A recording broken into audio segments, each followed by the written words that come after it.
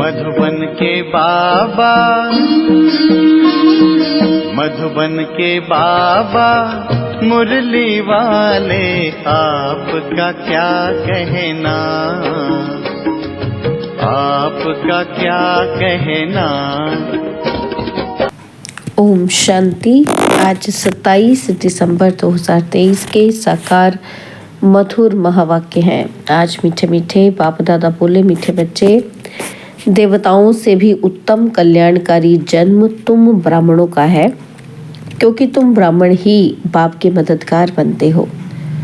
बाबा ने कहा, मीठे बच्चे, देवताओं से भी उत्तम कल्याणकारी जन्म तुम ब्राह्मणों का है, क्योंकि तुम ब्राह्मण ही बाप के मददगार बनते हो। बाबा ने आज प्रश्न पूछा कि अभी तुम बच्चे बाबा को कौन सी मदद करते हो? मददगार बच्चों को बाप क्या प्राइज देते हैं? और उत्तर में बाबा ने समझाया, बाबा प्योरिटी पीस का राज्य स्थापन कर रहे हैं। हम उन्हें प्योरिटी की मदद करते हैं। बाबा ने जो यज्ञ रचा है उसकी हम संभाल करते हैं, तो ज़रूर बाबा हमें प्राइज देगा। संगम पर भी हमें बहुत बड़ी प्राइज मिलती है। हम सृष्टि के आदि मध्य अंत को जानने वाले त्रिकालदर्शी बन जाते हैं और भविष्य में गद्दी नशीन बन जाते हैं। यही प्राइज है। मुरली का गीत है, पितु मात सहायक स्वामी सखा। ओम शांति। ये किसकी महिमा है? ये है परम प्रिय परमपिता परमात्मा, जिनका नाम शिव है, उनकी महिमा। उनका ऊंच ते ऊंच नाम भी है, ते ऊंचे ते ऊंचा धाम भी है। परमपिता परमात्मा का अर्थ भी है सबसे ऊंची ते ऊंची आत्मा, और किसी को भी परमपिता परमात्मा नहीं कहा जाता। उनकी महिमा अपरंपार है। ऐसे कहते हैं कि इतनी तो महिमा है जिसका पार ही नहीं पा सकते। ऋषि मुनि भी कहते थे कि उनको पार नहीं पा सकते। वो भी नेति नेति कहते आए हैं। अब बाबा स्वयं आकर अपना परिचय देते हैं। क्यों? बाबा का परिचय तो होना चाहिए ना। तो बच्चों को परिचय मिले कैसे? जब तक वह इस भूमि पर ना आए तब तक और कोई उनका परिचय दे ना सके। जब फादर शोज सन, तब सन शोज फादर। बाप समझाते हैं, मेरा भी पार्ट नूधा हुआ है, मुझे ही आकर पतितों को पावन करना है। साधु संत भी गाते रहते हैं, पतित पावन सीताराम आओ, क्योंकि रावण का राज्य है। रावण कोई कम नहीं है। सारी दुनिया को तमो प्रधान पतित किसने बनाया? रावण ने। और फिर पावन बनाने वाला समर्थ राम है ना। आधा कल्प राम राज्य है तो आधा कल्प रावण का भी राज्य चलता है। रावण क्या है ये कोई नहीं जानते। वर्ष वर्ष जलाते रहते हैं तो भी रावण का राज्य चलता रहता है, जलता थोड़ी ही है। मनुष्य कहते हैं परमात्मा समर्थ है, तो रावण को राज्य करने क्यों देते हैं? बाप समझाते हैं, ये नाटक है हार जीत का, हेल और हेवन का। भारत पर ही सारा खेल बना हुआ है। यही बना बनाया ड्रामा है। ऐसे नहीं, परमपिता सर्वशक्तिवान है तो खेल पूरा होने के पहले ही आएगा, या आधे में खेल को बंद कर सकता है। बाप कहते हैं, जब सारी दुनिया पतित हो जाती है तब मैं आता हूँ। इसलिए शिवरात्रि भी मनाते हैं, शिवाय नमः भी कहते हैं। ब्रह्मा विष्णु शंकर को फिर भी देवता नमः कहेंगे, शिव को परमात्मा नमः कहेंगे। शिव क्या ऐसा ही है जैसा बबुलनाथ में या सोमनाथ के मंदिर में है? क्या परमपिता परमात्मा का इतना बड़ा रूप है? वह आत्मा का छोटा, बाप का बड़ा है? क्वेश्चन आएगा ना। जैसे यहाँ छोटे को बच्चा, बड़े को बाप कहा जाता है, वैसे परमपिता परमात्मा अन्य आत्माओं से बड़ा है और हम आत्माएं छोटी हैं। नहीं, बाप समझाते हैं, बच्चे मेरी महिमा गाते हो, कहते हो परमात्मा की महिमा अपरंपार है।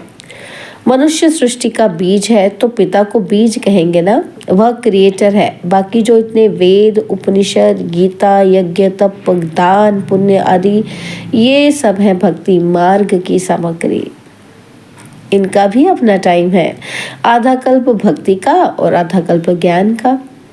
भक्ति है ब्रह्मा की रात, ज्ञान है ब्रह्मा का दिन। ये शिव बाबा तुमको समझाते हैं। इनको अपना तन तो है ही नहीं। कहते हैं, मैं तुमको फिर से राजयोग सिखलाता हूँ राज्य भाग्य दिलाने के लिए। अब ब्रह्मा की रात पूरी होती है, वही धर्म ग्लानि का समय आ पहुंचा है। सबसे जास्ती ग्लानि किसकी करते हैं? परमपिता परमात्मा शिव की। लिखा है ना, यदा यदा ही धर्मस्य। ऐसे नहीं कि मैंने कल्प पहले कोई संस्कृत में ज्ञान दिया है, भाषा तो यही है। तो जब भारत में देवी देवता धर्म स्थापन करने वाले की ग्लानि होती है, मुझे ठीक कर भीतर में ठोक देते हैं, तब मैं आता हूँ। जो भारत को स्वर्ग बनाते हैं, पतितों को पावन बनाते हैं, उसकी कितनी ग्लानि की है। तुम बच्चे जानते हो, भारत है सबसे पुराना खंड जो कभी विनाश नहीं होता है। सतयुग में लक्ष्मी नारायण का राज्य भी यहाँ ही होता है। यह राज्य भी स्वर्ग के रचयिता ने दिया है। अब तो वही भारत पतित है, तब फिर मैं आता हूँ। तब तो उनकी महिमा गाते हैं, शिवाय नमः। इस बेहद के ड्रामा में हर एक आत्मा का पार्ट नूंधा हुआ है, जो रिपीट होता है, जिससे ही कोई टुकड़ा निकालकर हद का ड्रामा बनाते हैं। अभी हम ब्राह्मण हैं, फिर देवता बनेंगे। यह है ईश्वरीय वर्ण। यह है तुम्हारा 84वें जन्म का भी अंत। इनमें चारों वर्णों का तुमको ज्ञान है, इसलिए ब्राह्मण वर्ण सबसे ऊंच है, परंतु महिमा व पूजा देवताओं की होती है। ब्रह्मा का मंदिर भी है, परंतु कोई को पता नहीं कि इसमें परमात्मा आकर भारत को स्वर्ग बनाते हैं। जब स्थापना हो रही है तो विनाश भी चाहिए, इसलिए कहते हैं रुद्र ज्ञान यज्ञ से विनाश ज्वाला मिले। अब वही बाप बच्चों को समझा रहे हैं, मीठे बच्चे, अब ये तुम्हारा अंतिम जन्म है। मैं तुमको फिर से स्वर्ग का वर्षा देने आया हूँ। तुम्हारा हक है, परंतु जो मेरी श्रीमत पर चलेंगे उनको मैं स्वर्ग की प्राइज दूंगा। उन्हें भी पीस प्राइज आती मिलती है, परंतु बाप तो तुमको सबको स्वर्ग की प्राइज देते हैं। कहते हैं मैं नहीं लूंगा, मैं तुम्हारे द्वारा स्थापना कराता हूँ तो तुमको ही दूंगा। तुम हो शिव बाबा के पौत्रे, ब्रह्मा के बच्चे।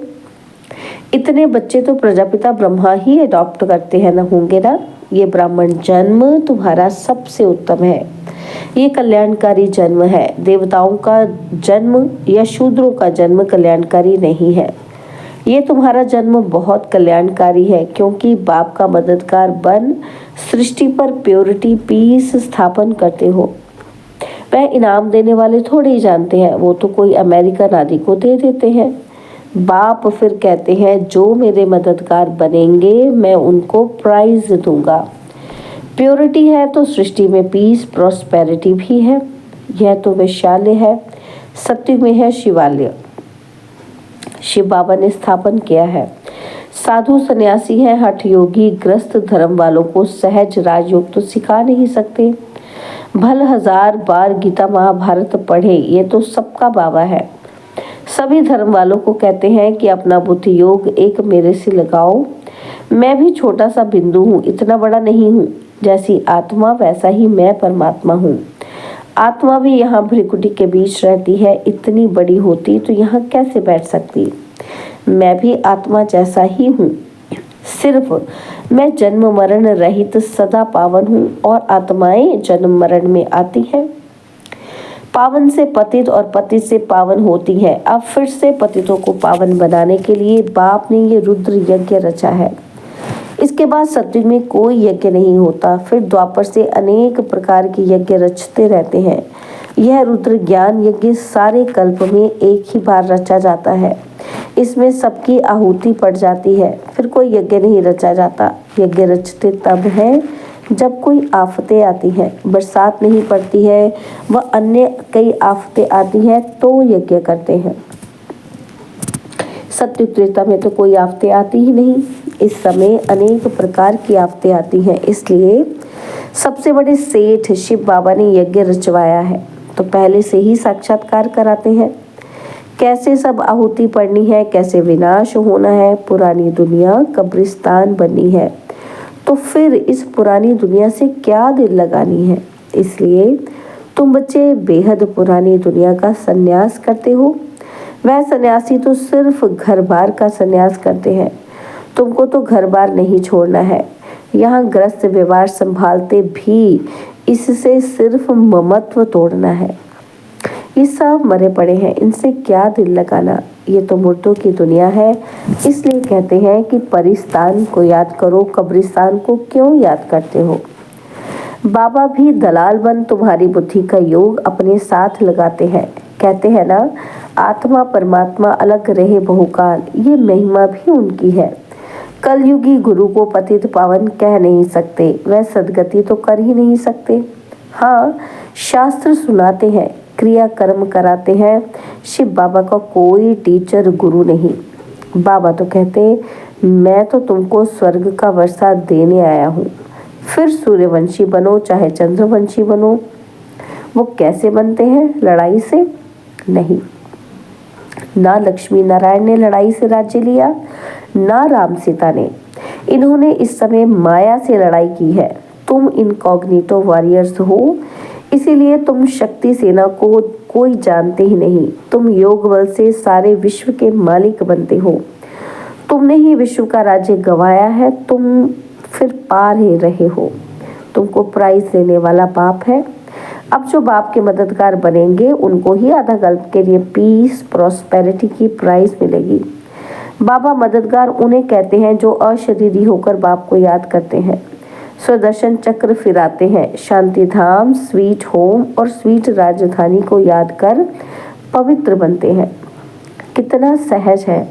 हम आत्मा भी स्टार है, हमारा बाप परमात्मा भी स्टार है।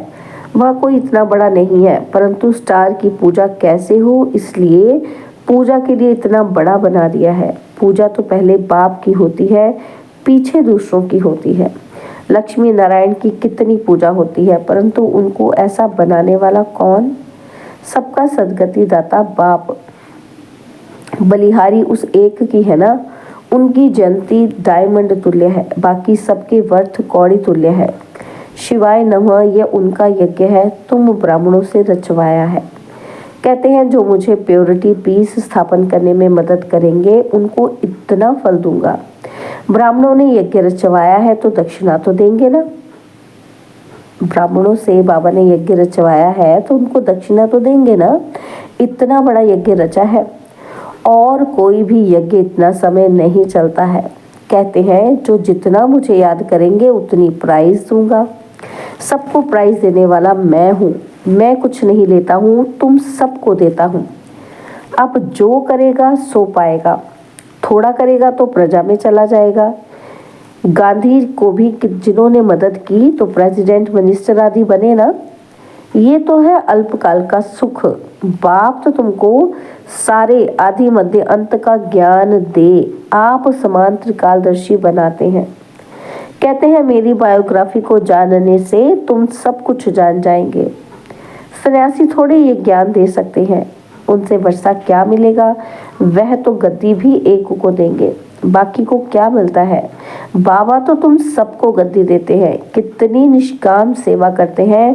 और तुमने तो मुझे ठिक्कर भीतर में डाल कितनी ग्लानि की है। यह भी ड्रामा बना हुआ है। जब कौड़ी जैसे बन जाते हैं तब तुमको हीरे जैसा बनाता हूँ। मैंने तो अनगिनत बार भारत को स्वर्ग बनाया है, फिर माया ने नर्क बनाया है। अब अगर प्राप्ति करनी है तो बाप के मददगार बन सच्ची प्राइज ले लो। इसमें प्योरिटी फर्स्ट है। बाबा सन्यासियों की भी महिमा करते हैं, वह भी अच्छे हैं जो पवित्र रहते हैं। यह भी भारत को थामते हैं, नहीं तो पता नहीं क्या हो जाता। परंतु अब तो भारत को स्वर्ग बनाना है तो ज़रूर घर गृहस्थ में रहते पवित्र रहना पड़े। बाप दादा दोनों बच्चों को समझाते हैं। शिव बाबा भी इस पुरानी जुत्ती द्वारा बच्चों को राय देते हैं, नई ले नहीं सकते। माता के गर्भ में तो आते नहीं, पतित दुनिया पतित शरीर में ही आते हैं। इस कलयुग में है घोर अंधेरा, घोर अंधेरे को ही सोचरा बनाना है। अच्छा, मीठे मीठे सिकिलदे बच्चों प्रति माता पिता बाप दादा का याद प्यार और गुड मॉर्निंग। रूहानी बाप की रूहानी बच्चों को नमस्ते। हम रूहानी बच्चों की रूहानी बाप दादाजी को दिलवा जान सिकवा प्रेम से नमस्ते। ओम शांति। प्यारे बाबा, मीठे बाबा, मेरे बाबा, शुक्रिया बाबा, शुक्रिया बाबा, शुक्रिया।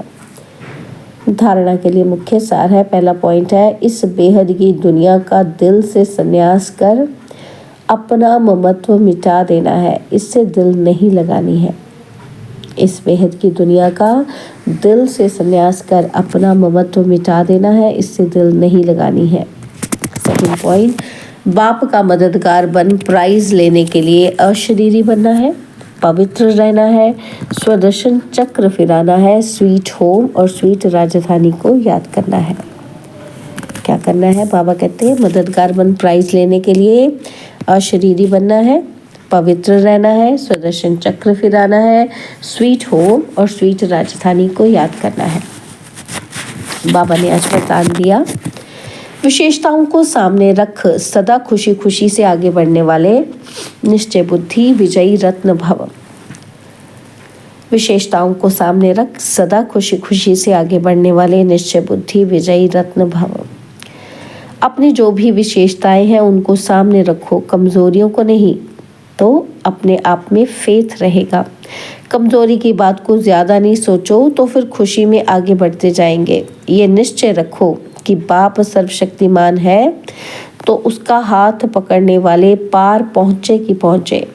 ऐसे सदा निश्चय बुद्धि विजयी रत्न बनते हैं। अपने आप में निश्चय, बाप में निश्चय और ड्रामा की हर सीन को देखते हुए उसमें भी पूरा निश्चय हो, तब विजयी बनेंगे। स्लोगन है, प्योरिटी की रॉयल्टी में रहो तो हद की आकर्षण से न्यारे हो जाएंगे। प्योरिटी की रॉयल्टी में रहो तो हद की आकर्षणों से न्यारे हो जाएंगे। ओम शांति। और अब यह एक बहुत अच्छी वीडियो भी जरूर देखें।